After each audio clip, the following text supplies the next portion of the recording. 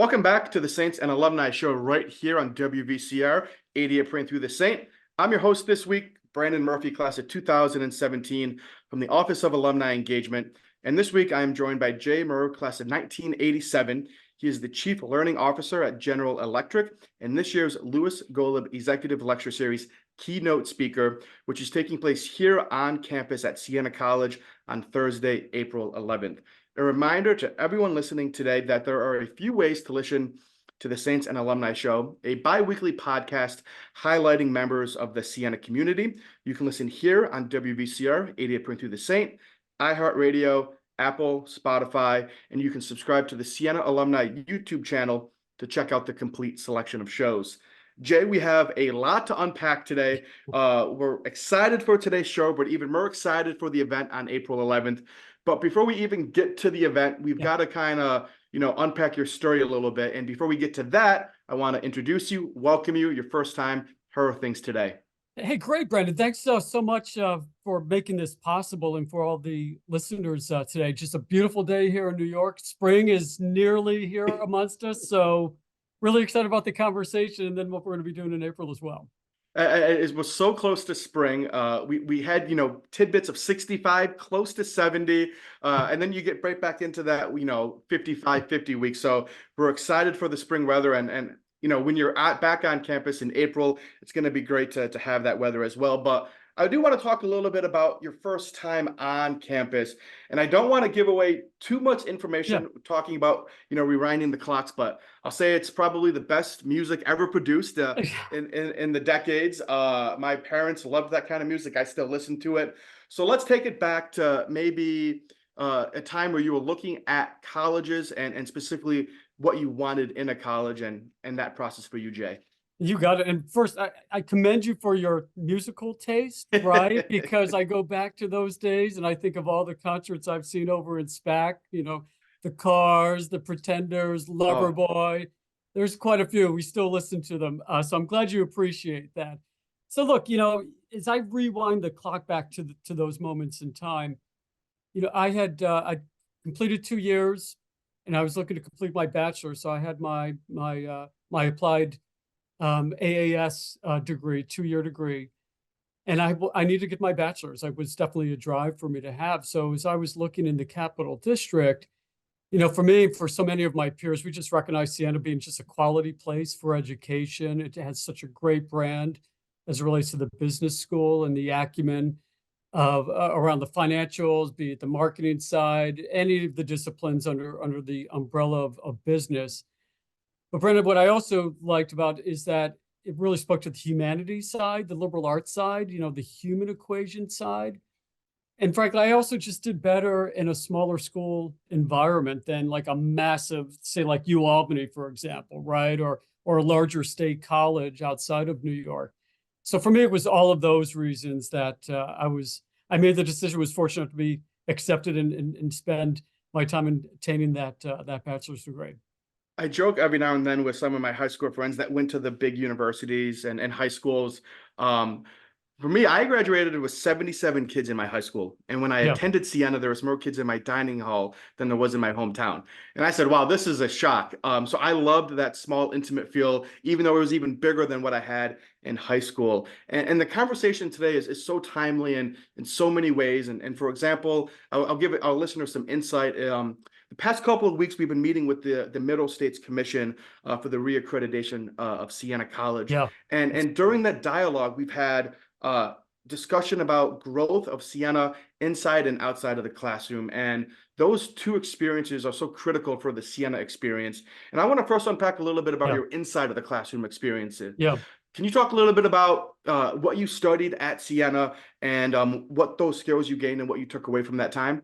Yeah, absolutely. And, I do think you hit upon, I think that's why so many choose Siena, because the faculty to student ratios, right? They're you look at what those ratios are compared to these larger schools, you really get to understand and know your professors, your TAs, and I think most important, your colleagues, your peers that are going through this shared experience, right, Brandon? And I think that speaks a lot to it. But, originally I was going to be an accounting major. That's where all paths were leading to. and I decided to make a switch to marketing management. And for me, that just spoke more towards the strategic side, the creative side of business. And it was a great experience, right? Because of all those areas of marketing management, you gain a number of disciplines from a leadership perspective, finance and analytics, but then you couple that with philosophy and the liberal arts. Um, I remember, we grow through all these different phases, right, Brandon? And I remember going into Siena, having access to the Franciscans and the philosophy classes.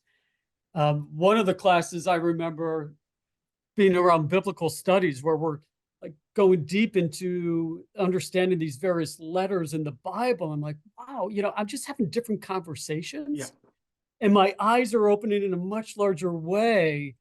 And that's what I think everyone kind of deserves and needs, right? As you're growing in your area of just being a young adult, getting ready for the business world, right? And then look, Brent, I'll couple that, I was commuting at the time as well. So I was really focused as related to, doing jobs outside of schoolwork, commuting, and I learned how to just prioritize. But I'll say this, again, I think this speaks to the tradition of Siena. I never felt like a commuter in the classroom, Brandon. I still have friends to this day that I went to school with, that I stay in touch with. So this notion of just being inclusive, it really spoke to me as well. And you bring up so many great points, and it makes me want to do a third segment, or fourth segment, and a fifth segment today, because there's so many great topics to discuss. And you talked briefly about that small classroom size and that community feel. And the one thing that's great about that is building relationships with Right. advisors and just overall community members, and having those great conversations to open up your eyes to so many things.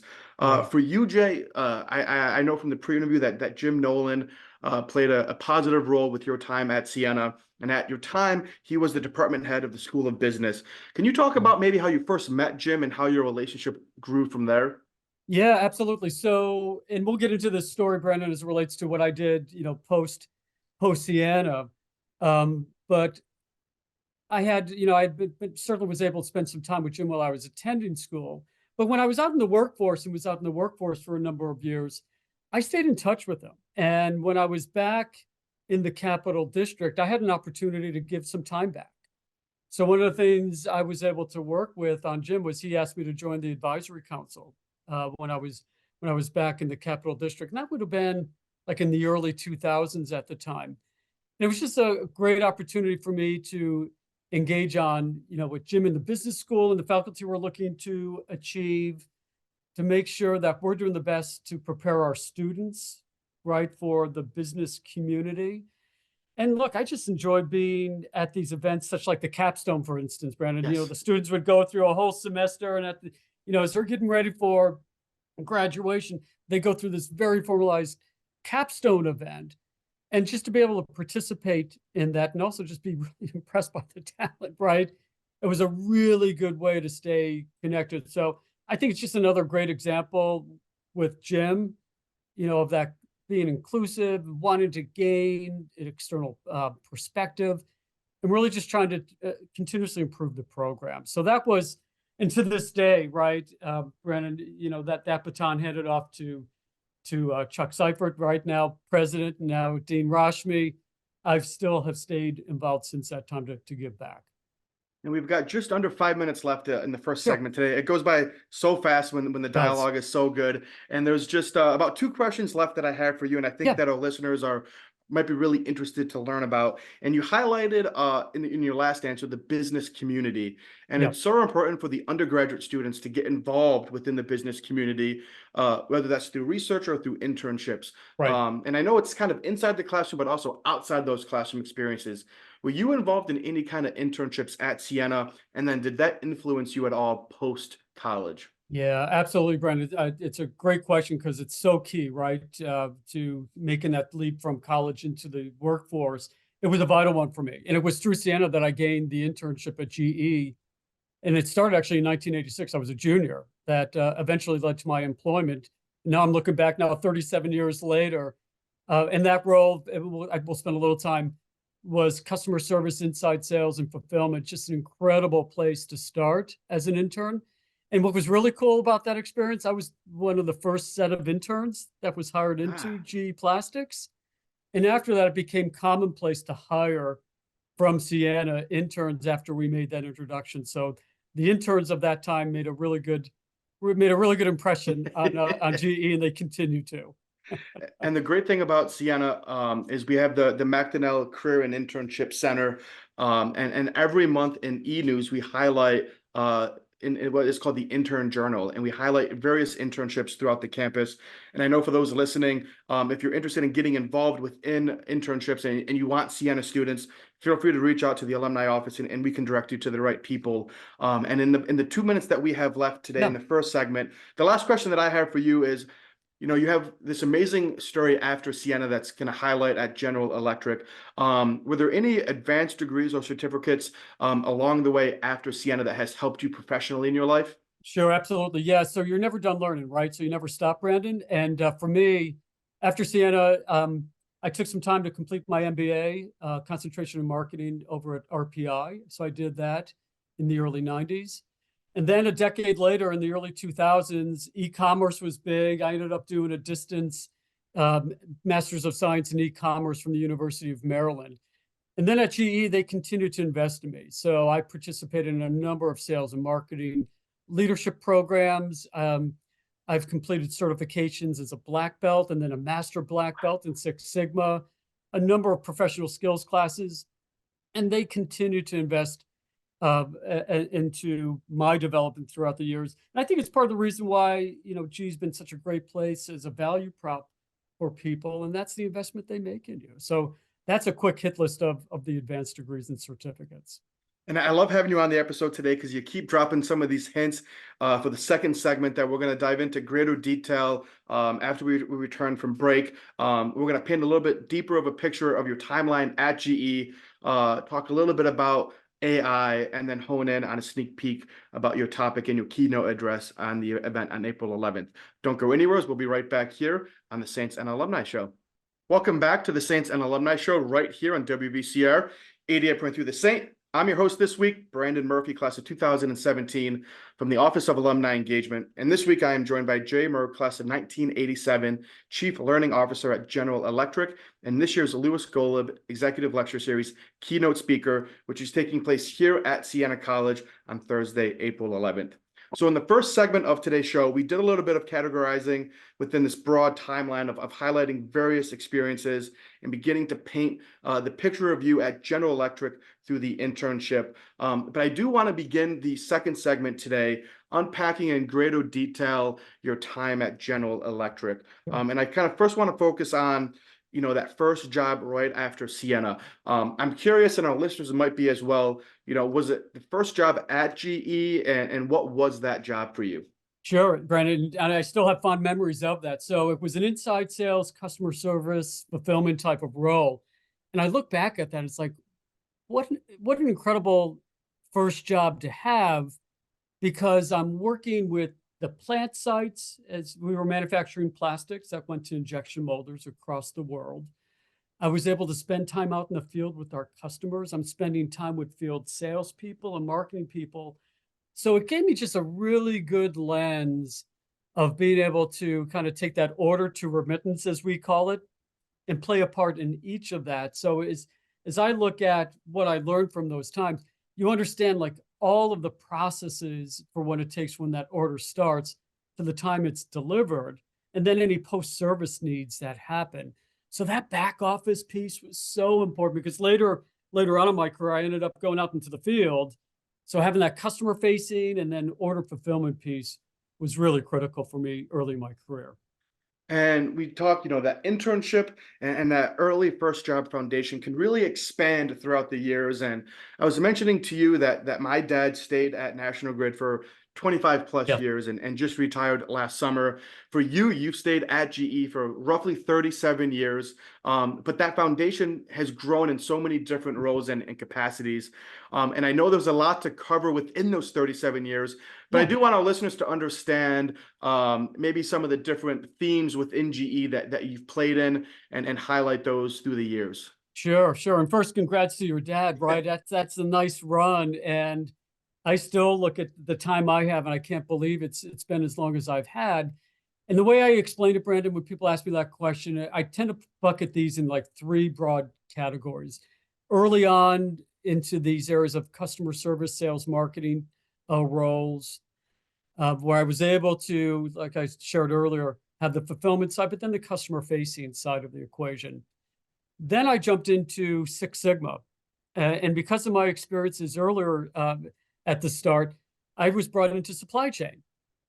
So I became a Six Sigma black belt. And that black belt was responsible for taking variation out of various processes. That then led into going into a supply chain leadership role, which was amazing because now I'm responsible for customer service, logistics, quality, all of that. So you get a great picture of everything it takes to get to the customer. And then after that, I became a master black belt in Six Sigma. And from there, I was teaching a lot, and the bug caught me on that, Brandon. And I jumped into early 2000 into leading the marketing curricula for the company. And I would say over the past 20 years, I've been in some form of leadership development. And look, these experiences have been really broad, right? I've worked with 6 different business units, such as plastics, healthcare. I even worked a couple of years at NBC Universal at 30 Rock, which was just a blast. And, I had these experiences in short cycle businesses, long cycle businesses, slow growth, no growth, right? Global lens. And it's all culminated to the role that I currently have today, which is this chief learning officer role for corporate. And before we get into present day, for me, I think about I've only been at Sienna for 5 years. And I've been in this role only for 5 years. And I still have one or two things that I love the most. I love running the podcast, and I love having the opportunity to travel and go out into the communities of these alumni and meet with them. And I know for you, it's 37 years to look back on, but is there one or two things that, stood to you out the most that you enjoy, or maybe something that you grew professionally in through the years that you really enjoyed? Yeah, right. Brent, what you're talking about is like do what you love. There's actually a book titled that, right? And finding that passion and where you add value, right? And it's, this question is really challenging because there's been so many different experiences. I think I've had like 16 different roles over that time period, if not more. And I would say it's a combination. Some were actually, even though they were more challenging, like when I was working at Silicones as a supply chain leader, we integrated a business and it was a challenging startup. But you learned so much in those challenging startups to make it better, right? So that was like a crucible moment for me. I've had these moments of centralization and decentralization. And I think the ones I enjoyed the most were these ones where I had global experiences and responsibilities for the organization, whether it's at the business unit or at corporate.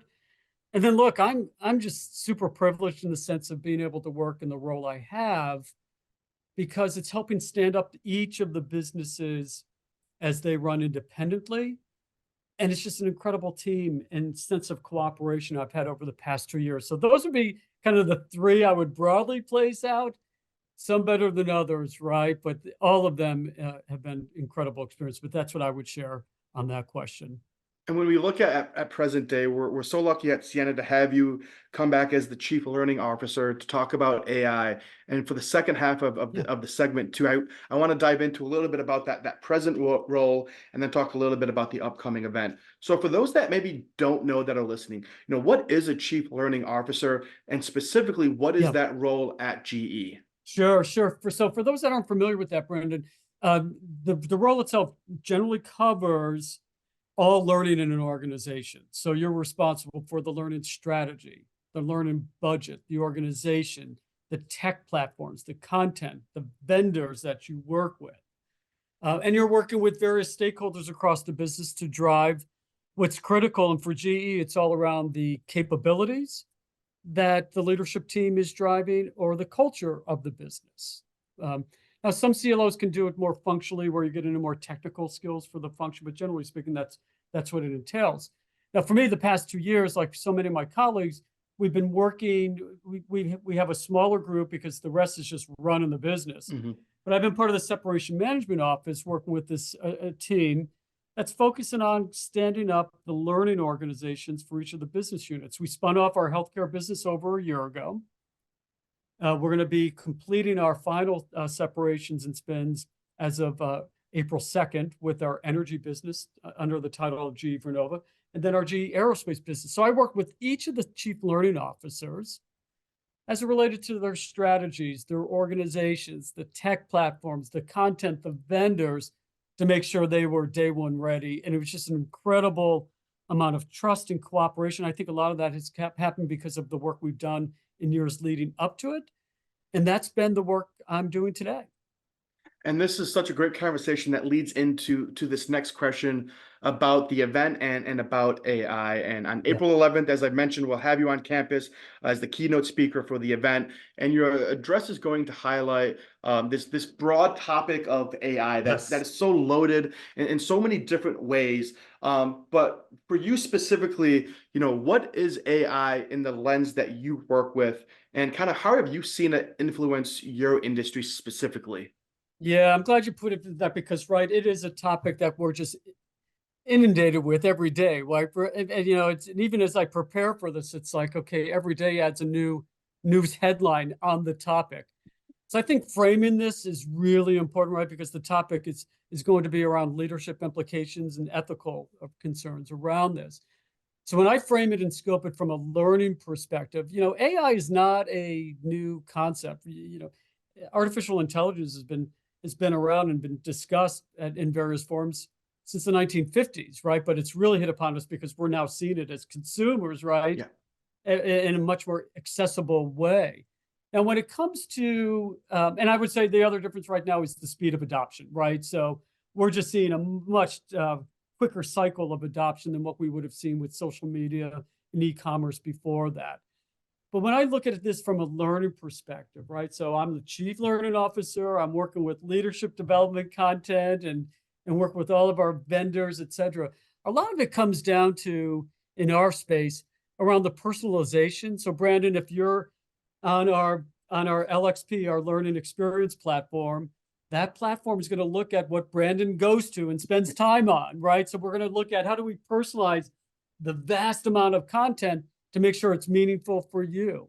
That's one area. The second one is content creation, because now we can actually reduce the cycle time of content that's required, because we can ask questions in artificial intelligence, and then we can start editing that. And then I think there's also the last one I would highlight is just the scalability. I'm seeing some really cool applications right now, such as coaching models. We're now seeing coaching models that are AI powered to help scale coaching. And I even came across one where it's taking voice of customer and employee feedback and consolidating the group's inputs without biasing the inputs from that individual, because it'll ask the question and then it will aggregate the commentary from the employee base. So I think those are three things I see that I'm like really excited about. Well, in that last answer, you've given about 10 additional questions that I have in my mind, but I'll save them for April 11th That's cool. when we All see right. you again. And for those looking to attend on April 11th, you can attend. You can register by going to siena.edu/golib. And we have just under 2 minutes left in today's show. And the last question that I have for you is, for somebody attending the event, what can they expect from you? But also, what do you hope somebody takes away from after attending the event and listening to you? Thanks, Brandon. I appreciate the plug, and I hope people can join us, right, for that conversation. So, look, it started with a conversation with Dean Rashmi and I, when we had this dialogue that in the learner community, this topic of learning value and AI is one that is just a constant topic. And it just gave me a bit of a pause as related to the leadership behaviors required and the actions as leaders that we need to take to start, narrowing that knowledge gap. So what I'm looking to achieve next month is sharing the research I've been gathering, because I find people are either really frightened by this prospect or they're really excited about that. So hoping I can make people a little less frightened. And for those that are excited, to just better understand the ethical implications and the bias implications around that and the governance needs around this. So that's the that's the lens I plan to discuss in the leadership side of the equation around that. And then I'll look to share some resources that people can continue their own journeys with as well. Well, this has been a great discussion. I know it's only going to continue AI specifically and continue at Siena on April 11th. Again, you can register at siena.edu/golub. Jay, thanks so much for sitting down with us today. It's been great. Thank you for everybody listening to us today on the Saints and Alumni Show. We'll see you next time right here on WVCR 88.3 The Saint.